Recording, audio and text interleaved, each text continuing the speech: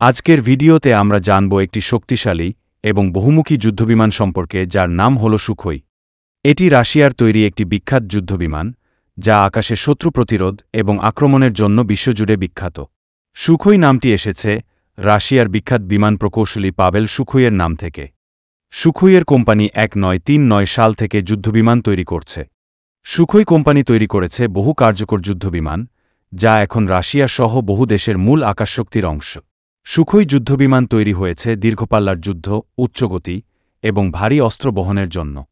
এক্ষেত্রে Sukhoi 30 MKI multi role fighter মডেলটি অনেক কার্যকরী। এটি আকাশযুদ্ধ, জমিনে আক্রমণ এবং ইলেকট্রনিক যুদ্ধ সব কিছুর জন্য ব্যবহার হয়। এটি প্রায় ঘণ্টায় 2100 কিলোমিটার গতি তুলতে পারে। এটির মধ্যে আছে থ্রাস্ট ভেক্টরিং ইঞ্জিন যা এটিকে আকাশে যে কোনো দিকে দ্রুত মোড নিতে সাহায্য করে। তাছাড়া এর এভিজেনিক্স, রাডার এবং সেন্সর অত্যাধুনিক মানের। সুখোই কোম্পানি বহু সংস্করণের যুদ্ধবিমান বানিয়েছে, প্রতিটি আলাদা মিশনের জন্য ডিজাইন করা। যেমন সুখি 27 যা রাশিয়ার প্রথম supersonic air superiority fighter, Sukhoi 30 যা মাল্টি রোল যুদ্ধবিমান, সুখোই 34 যা ফাইটার বোম্বার জমিনে আক্রমণের জন্য, সুখি 35 যা উন্নত সেন্সর, থ্রাস্ট ভেক্টরিং, আধুনিক রাডারের জন্য এবং সুখি 57 যা রাশিয়ার প্রথম স্টেলথ পঞ্চম প্রজন্মের যুদ্ধবিমান।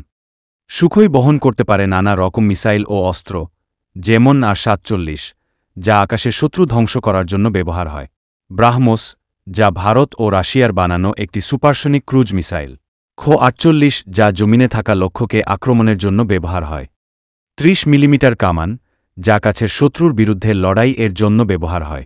আকাশ প্রতিরক্ষায় এটি অত্যন্ত দক্ষ ও কার্যকরী, তাই এটি ব্যবহার করে রাশিয়া, ভারত, চীন, আলজেরিয়া, ইন্দোনেশিয়া, ভিয়েতনাম, মালয়েশিয়া ও ভেনেজুয়েলা।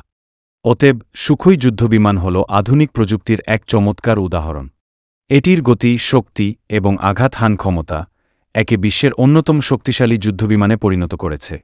আকাশপথে আধিপত্য বজায় রাখতে বহু দেশ এই যুদ্ধবিমানের উপর নির্ভর করে। সেই বিবেচনায় সুখোই হল একটি বিশ্বাসযোগ্য এবং পরীক্ষিত যুদ্ধবিমান যা একটি রাষ্ট্রের আকাশসীমাকে নিরাপদ রাখে। প্রিয় বন্ধুরা, ভিডিওটি ভালো লাগলে লাইক, কমেন্ট এবং সাবস্ক্রাইব করতে ভুলবেন না। দেখা হবে পরের পর্বে। সবাই ভালো থাকবেন।